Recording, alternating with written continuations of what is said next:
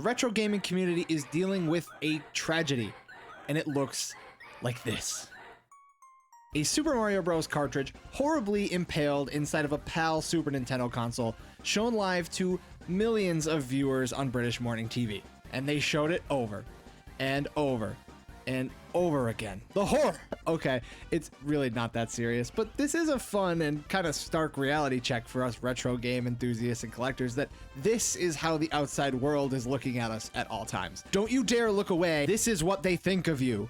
Howdy folks, my name is Evan, and I am pretty into buying and collecting video games and playing them, of course, and I bet you are too. I can say that with almost 100% certainty because here on YouTube, we are all beholden to the golden algorithm. Its warm embrace makes sure that we're all seeing content and creators with similar interests to our own. You can't find anything like this on TV, but it makes us a little susceptible to kind of getting caught up in our own ways.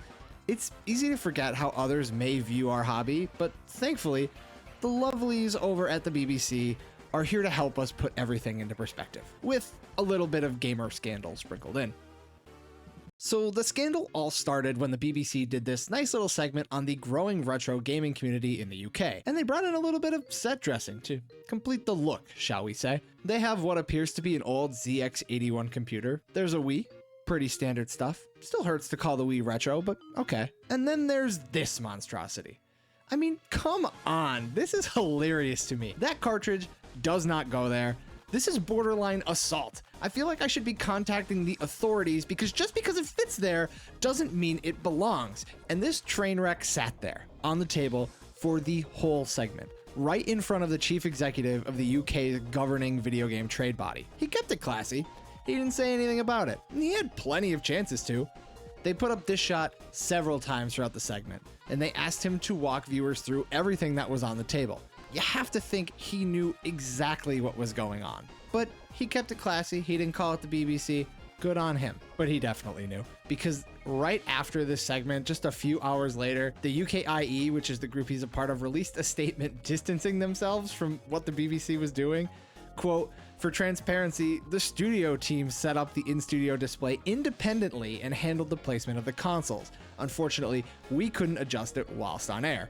So they basically threw all of the blame on the BBC. Whoever the PAs were in the back that set up the console before the segment, it's their fault. So I guess it was all just a simple mistake. We can chalk it up to somebody who was, probably working overnight, was tired, and needed to run out there in the rush of a commercial break. But wait 1 second. I smell some conspiracy here. Tell us about these consoles that you've brought in. You hear that? It wasn't the BBC who brought these consoles in. It was this guy. This whole thing was a setup. He brought them in. He set them up for failure. He didn't bring any other games for any of these other systems sitting here, so where was that cartridge supposed to go? All of the other props are standalone systems. He just brought one game and was supposed to just lean it up against the other ones. Were the people backstage given explicit instructions not to put this Mario Bros. Into the Super Nintendo? We need answers here, Nick. This cannot go unaddressed. All right. Now, this whole thing is... So this whole thing is harmless, completely harmless. It's worth a good laugh, but it is, again, funny to get a good look at the blissful ignorance of all of the non-gamers around the world. And it's honestly a shame because right before this monstrosity hit the screen, they aired a really nice package about the growth of the retro gaming community over in the UK. Take this guy, for example. He's really into talking about his love for playing the games that he grew up with.